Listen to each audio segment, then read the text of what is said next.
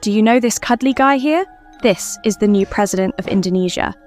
During the campaign for the presidency, Prabowo Subianto's social media team created a cute AI version of the politician. It was especially popular with younger voters and on TikTok. Subianto won the election in February 2024.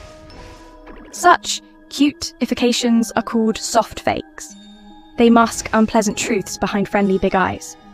Subianto, in fact, has been held responsible for numerous human rights violations, allegedly committed during his time as a military general under Indonesia's dictatorship.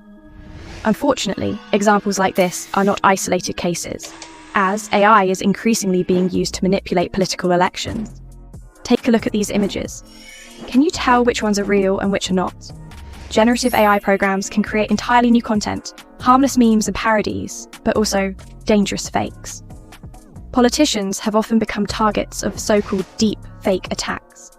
Deepfakes are AI-generated, deceptively realistic manipulations of faces or voices.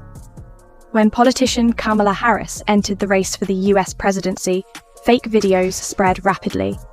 Audio tracks from her speeches were replaced by AI-generated text filled with gibberish and distortions to spread lies and harm her reputation. Attacks like these spread disinformation, aiming to confuse the public and influence voters. The perpetrators are often political opponents or enemies of democracy. Deepfakes can even become tools of war. In 2022, a video of Ukrainian President Zelensky circulated online, in which he supposedly urged his country's soldiers to lay down their arms against Russia.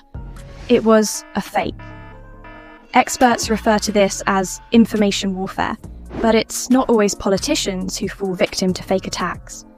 During the 2024 US election campaign, former President Donald Trump shared fake images of Taylor Swift and her fans as Trump supporters. It wasn't a very convincing attempt.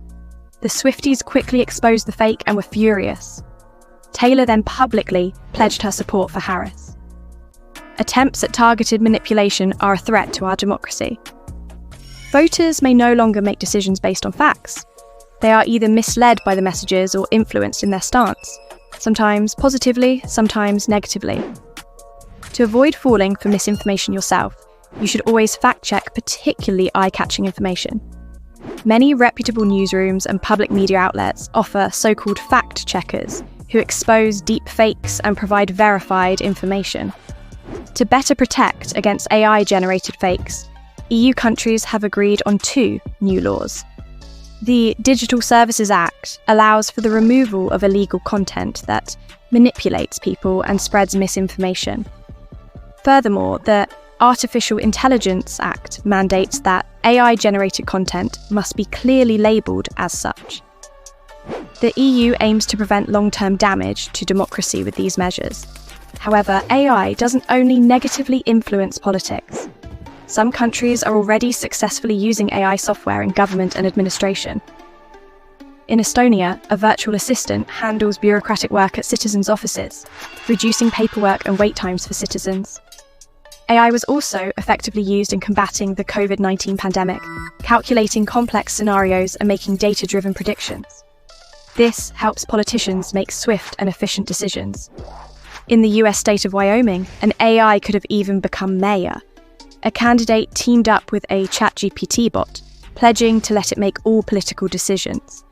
It's unlikely a human could read over 400 documents between all the meetings. A bot would be more informed and efficient. The pair didn't win the election this time. But what do you think? How much AI should we use in politics? And for what purposes?